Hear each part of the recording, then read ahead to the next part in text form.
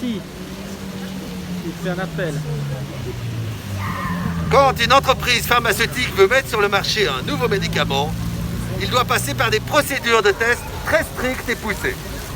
Il faut compter au moins 10 ans pour que celui-ci parvienne sur le marché, ceci afin de démontrer que la nouvelle molécule fera plus de bien que de mal. Le patient sera dûment informé de la liste des risques d'effets secondaires et pourra choisir d'un consentement avisé de l'opportunité de prendre ces risques pour se soigner avec les conseils professionnels de son médecin ou de son pharmacien.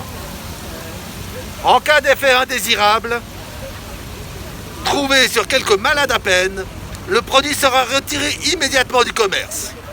Or, le médicament en question ne concerne qu'une infime partie de la population. Rien de tel pour la téléphonie mobile. La science a mis en avant depuis des décennies les effets néfastes des ondes pulsées, à des niveaux bien inférieurs aux valeurs limites actuelles. Cela concerne l'ensemble de la population, en particulier les plus faibles, les enfants, les malades, les personnes âgées. Et personne ne se donne la peine d'expliquer aux consommateurs et à ceux qui les subissent les effets secondaires de la téléphonie mobile. La pilule est dure à avaler. Déjà, le scandale du PhoneGate n'a eu absolument aucun effet sur nos autorités ni sur les instances de surveillance. Maintenant, les licences 5G ont été vendues avant même de connaître les conclusions du rapport ordonné par nos mêmes élus. Pire, le rapport est phagocyté et, sans raison, retardé. Cela va à l'encontre de toute logique du principe de précaution. Cela va à l'encontre de tout principe de la vie en elle-même. Et surtout, cela ne répond à absolument aucun besoin. Ne rien dire, c'est consentir. Ne rien faire, c'est se mettre à terre. Nous vivons une situation largement inacceptable, à laquelle nous sommes les seuls à pouvoir remédier.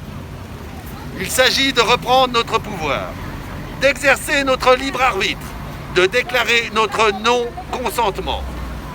Nous sommes le dernier rempart de la démocratie. En étant debout, nous sommes la voix de ceux qui ne peuvent se lever, de ceux qui n'ont pas encore de voix, de ceux qui n'en ont plus. La 4G suffit bien assez. Beaucoup me disent que c'est déjà trop. Qu'attendons-nous pour exprimer notre désaccord? Que nous faut-il de plus pour dire avec force et constance que nous n'acceptons plus la gabegie qui nous est donnée de subir? Le temps presse. Nous avons 20 ans de retard. Cela fait 20 ans que nous sommes abusés, consciemment, dans la moindre de nos cellules, 7 jours sur 7, 24 heures sur 24. Nous vivons un moment historique, un tournant dans notre société. Il ne s'agit pas que de téléphonie ou de 5G. Il s'agit de notre avenir, de celui de tous les enfants à qui nous ne pouvons décemment léguer un monde comme celui qui s'est construit, sans notre consentement. Ne pas s'être indigné il y a 20 ans fut une erreur. Ne pas s'indigner aujourd'hui en serait encore une bien plus grande. L'heure de se lever n'est pas plus tard que maintenant. 4G bien assez, c'est un compromis pour réunir le plus grand monde.